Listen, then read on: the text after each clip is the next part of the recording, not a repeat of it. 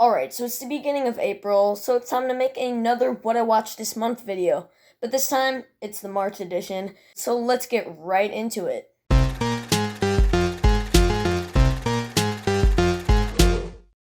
I first watched Tron Legacy, so I might be really biased towards this film because I watched it like 8,000 times when I was younger, so much to the point where I own it, and it's my second most rewatched film. But honestly, this film isn't that bad, even though it has a lot of underdeveloped characters and plot points. The cinematography and special effects are some of the best I have ever seen, from the aesthetic of the film to the amazing light cycles. A lot of the side characters I don't really care about, and the film wants us to have an emotional connection with those characters, and sadly, I just didn't care about them at all. Like I said, this film has some spectacular visuals that always attracted my attention. As of now, I like this film a little bit better than the original Tron, even though I can't necessarily call Tron Legacy a great movie. Next, I watched Catch Me If You Can, and this film has no business being as great as it is. It is truly a really great movie, and it's even based on a true story. It's really hard to believe that some of this actually happened, but it did, and that's what makes it so entertaining and interesting. Catch Me If You Can is directed by my favorite director of all time, Steven Spielberg, and this is one of my favorite films of his. For me, this is probably the funniest Steven Spielberg movie, and I didn't even go in thinking it was going to be a comedy, so I was pleasantly surprised. I know some people might not find this as funny as I did, but Leonardo DiCaprio's character, Frank Abagnale's Elias, was Barry Allen, which is the name of the Flash, and I caught on to it, and I thought that was pretty clever and hilarious. What I really like about this film is that Steven Spielberg was tackling a different genre. It's not some movie about a shark, a dinosaur, or even an alien. It's just a really fun movie about real-life people played by some amazing actors. Tom Hanks, as always, gives a fantastic performance. Leonardo DiCaprio is better than ever, and this film is really great. Then I watched 1917, and it is something I like to call an amazing film. It's an experience in itself, and I am most likely not the first person to tell you that. The one-shot format is so intriguing and made me never want to look away from the screen. This film is a technical achievement, and I hope to see more films using the one-shot format in the future. Sam Mendes directed such a great movie with some of the best war action I've ever seen. Maybe the characters and plot aren't amazing, but I don't care. The cinematography makes up for it, and this movie is great. On the 5th, I watched Disney's new animated film Raya and the Last Dragon. I wasn't really a huge fan of it, and it was really disappointing for a film produced by Walt Disney Animation Studios. The animation is fine, and some of the jokes were funny, but the rest of the film just never really caught my attention. The next day, I watched Schindler's List. Schindler's List is just a history lesson wrapped up into one amazing movie. It's one of those few films that I would consider perfect for what it's trying to be, and even though it's not one of my favorite movies of all time, it is one of the best movies ever made. It's about 3 hours and 15 minutes long, and it does feel like a long movie, but it actually wasn't really boring, and it never really dragged at all for me. Schindler's List is a film I think a lot of people should see at least once in their lifetime because of how meaningful and emotional this film can be. Now, of course, I wasn't alive when this film took place, but it seems like one of the most realistic depictions of the Holocaust I have ever seen in a film. Steven Spielberg even decided to make the movie black and white, which only made the film even more realistic. While watching, I actually thought the film kind of looked like real footage from the war because they only used the colors black and white for almost the entire film. This may not be a film I'm going to rewatch a lot, and may not be even one of my favorite movies of all time, but this is easily the saddest movie I've ever seen and one of the best films ever made. On the 7th, I watched The Social Network. Is this the perfect movie some people say it is? No, not even close. But is it great? Heck yeah. It's also my favorite David Fincher movie. Why? This is the only David Fincher movie I've seen as of now. But I do really like it. I kind of thought it was going to be a boring movie about the making of Facebook, but honestly, it was more about the people and what they had to risk to create Facebook. The performances were phenomenal, but I'm not going to bore you with that because I can guarantee you've heard that before. I also really like how the movie doesn't lie to you about Mark Zuckerberg. They portray him as not the greatest dude, and I like that about the film. The score worked well with the narrative, even while it isn't one of the most memorable scores I've ever heard. Andrew Garfield in this film is just spectacular. He gave such a great performance, and I cannot stress that enough. What holds it back from being a 10 out of 10 is that there were some scenes I thought weren't needed, and sometimes the sound mixing was a bit off for me.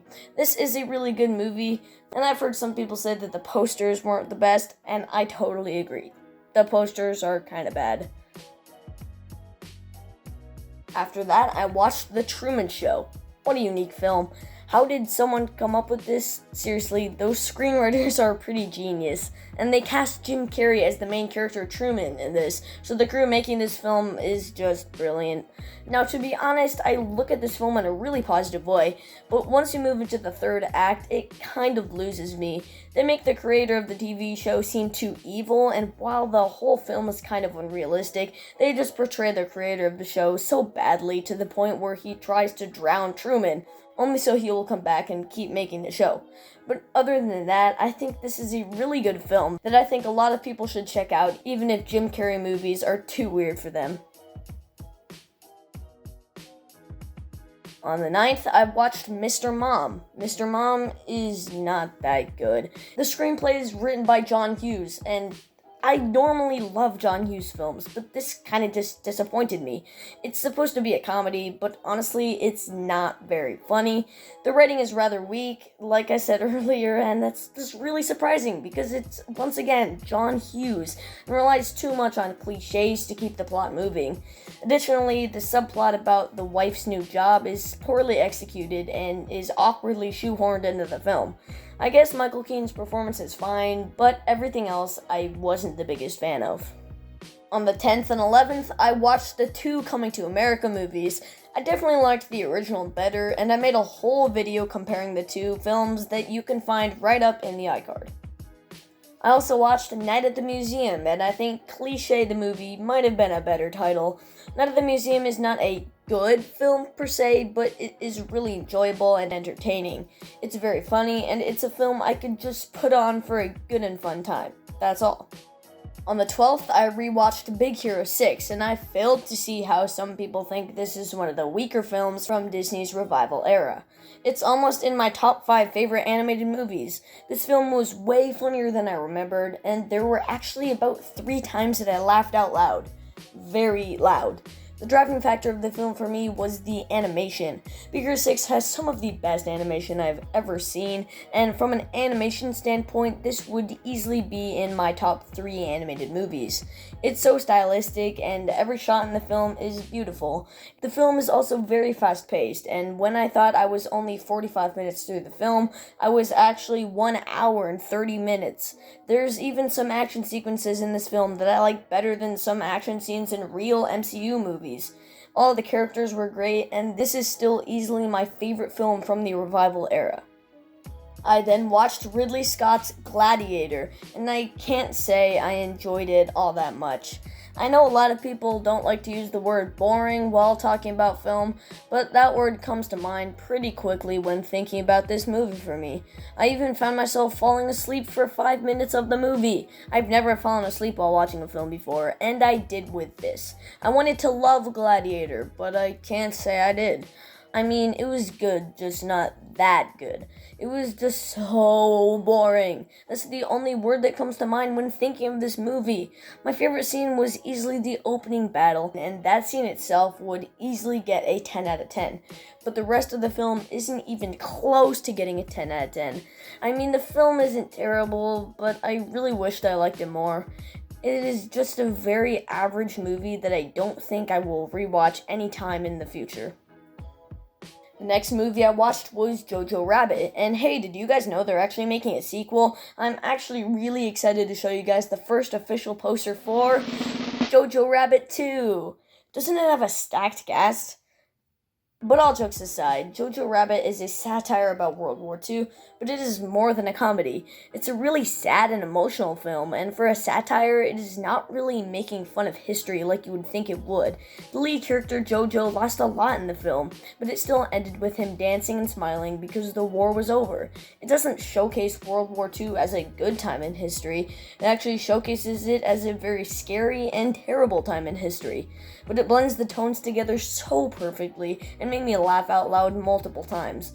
I thought it was a surprisingly beautiful movie, and I think Taika Waititi just crafted a phenomenal film. And then for some reason, I rewatched Alexander and the Terrible, Horrible, No Good, Very Bad Day. Thankfully, this film is not terrible, or horrible, or no good, or very bad. It's pretty good, to be honest. Like, could someone please tell me why no one talks about this film? It's hilarious. On the 16th, I watched Cool Runnings. It may not be one of Disney's most well-known films, and it may not be one of their best, but it is still a really funny and surprisingly emotional film.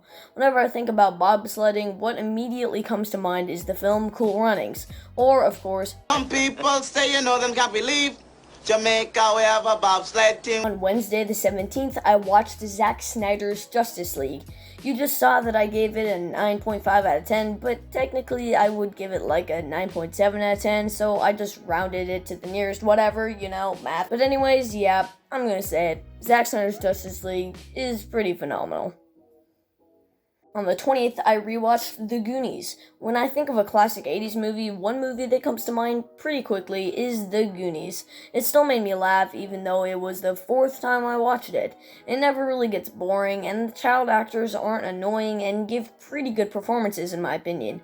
This film has created a bunch of iconic things, and I really recommend it to people that haven't seen it. Is it flawed? Yes. But do I think it is really good? Yes. After that, I finally watched Forrest Gump. It had been on my watch list for a really long time, and fortunately, I got around to seeing it in mid to late March. Forrest Gump is a really good movie, and Tom Hanks gives one of his best performances in this film. It was surprisingly a pretty funny film, too, and sometimes even pulls on your heartstrings a little bit. Just the whole story of the film is really heartfelt, but they still pull it off very comedically. Like I said while talking about The Social Network, what holds Forrest Gump back for me is that there were some scenes in the film that weren't necessary to keep the story moving, and it kind of made the pacing a bit off for me. It's not at all a boring movie, but those certain scenes just made it kind of bumpy along the way. They also made the character of Forrest Gump so kind, and he is one of the most likable characters put to screen, played by Tom Hanks, one of my absolute favorite actors of all time. Robert Zemeckis is actually becoming one of my favorite directors of all time, because he has made some phenomenal films such as this, Back to the Future, Who Framed Roger Rabbit, and more. Alan Silvestri's score also goes with the film perfectly, and this is just a really beautiful film, and it's difficult not to appreciate at least one thing about it. On the 23rd, I was obligated to watch Iron Will, so I wasn't expecting to like it very much, but it wasn't terrible. It was pretty exciting at times, and I thought the ending was spectacular. But other than that, the film was just kind of bland, and it wanted us to have an emotional connection to the characters they didn't even set up. It's also kind of unrealistic and overly dramatic at times, and that held the film back from being better. I didn't think I would like this film very much, and I didn't like it very much, but it will still get a solid 6.5 out of 10. Next, I watched the 1980 comedy Airplane, and it is a very self-aware film, and it knows exactly what it is, and it doesn't really hold back with the humor it's going for. It is a really hilarious movie, and I have no idea how the writers thought of some of the very random jokes in this film. Everything in this film is just so over the top and dramatic, and what they did with the film was just so fun but stupid. It is a really stupid movie, but like most people that have seen this film, I had a really good time with it, even though it is pretty dated. In a nutshell, it's really hilarious and a pretty good movie. Then I watched The Sandlot. I watched it once when I was younger and vaguely remembered it, so I figured it was time to give it another watch. And now that I've watched this film with my full attention, I can safely say that the 90s is the best decade for a film in my opinion. The Sandlot is a great coming-of-age and friendship story, and it's a classic comedy with some great kid acting. It's also such a hilarious movie with a huge amount of jokes that flow so smoothly that are actually funny. This is one of my favorite and one of the best sports movie that I've seen too. Is the story cliched? A little, but does it hurt the viewing experience? Not even close. I love this movie. That's pretty much all I got to say. Then I watched a film in a completely different genre, being Dead Poets Society. Like I said with The Sandlot, it is a good coming-of-age story, but perhaps 10 to 15 minutes too long. It's also definitely one of the more serious films Robin Williams stars in, but he still doesn't hold back, and he's just as good in this role as he is in other films such as Mrs. Doubtfire, Aladdin, and others. This film showcases how Williams can be an exceptionally inspiring actor given the right script and setting. Robin Williams is actually my favorite actor, but I can't really say this is one of my all-time favorites of his because it's really hard to compare this film to his others because of the tone change from this to others. The ending itself is, of course, one of the most emotional endings, and therefore, whenever I think about this film, I'm most likely going to think about the ending. It's very much a bittersweet conclusion, with most of the students in John Keating's class finally realizing their potential by using Williams' advice and seizing the day. On the 26th, I watched Braveheart for 2 reasons. 1, I've been getting into war movies lately, and 2, I recently watched The Patriot, and that is another war movie starring Mel Gibson that I absolutely loved. I don't think Braveheart is as good as The Patriot, but it certainly did not disappoint. Mel Gibson was fantastic in the lead role, and the supporting roles didn't do a bad job either. The war action was great, with the choreography being phenomenal and the cinematography being outstanding. Braveheart is a very good war movie as well as a very good biopic, and it packs the emotion almost perfectly. The thing that holds it back from being one of my favorites of all time is the setting of the film. I have never really liked Scotland as the setting for film, so all the bagpipes used in the score, the characters' accents, and everything about that could sometimes be bothersome for me. The film is also about 3 hours long, but I never really felt the runtime. It was quickly paced and never dragged for me. There were certain characters I didn't care about as much as others, but I didn't really mind that while watching the film because it was so enjoyable, I didn't care at all. Braveheart also has a lot of iconic lines that have been quoted a lot, such as the line William Wallace says in the film, "That they may take our lives, but they'll never take our freedom!" Just the entire script in this film is phenomenal, and even though Braveheart isn't my favorite war film of all time, I still really love it. After that, I watched the entire MonsterVerse in preparation to do a ranking, including the new film Godzilla vs. Kong. My ranking will hopefully be out very soon, and I may or may not be featuring a special guest to help me with the ranking. Then I watched the original Peter Pan. I hadn't seen this film in a really long time, so it was nice to finally see it again. I've really liked a lot of other Disney's classic animated films, and I'm happy to say I really liked this film too. The characters in this film are super iconic, and this is one of Disney's most rewatchable films for me. That's partly because of the pretty short runtime, but I think that this is a really enjoyable movie and is worth your time if you haven't seen it. The last film I watched this month was The Chronicles of Narnia, The Lion, the Witch, and the Wardrobe. I absolutely love this movie. I don't think the special effects are totally on point, and I don't think the acting from the children was great, but the film is just one of the most nostalgic films for me. I've seen it so many times, and I've loved it each and every one of them. It's an adventurous film that I will most likely never forget. All of the characters are just so memorable, and I don't think any score under at least an 8 out of 10 serves this film justice. This film for me is easily getting a 9.5 out of 10. I love it that much. It's just such a rewatchable film, and a film that I already want to watch again.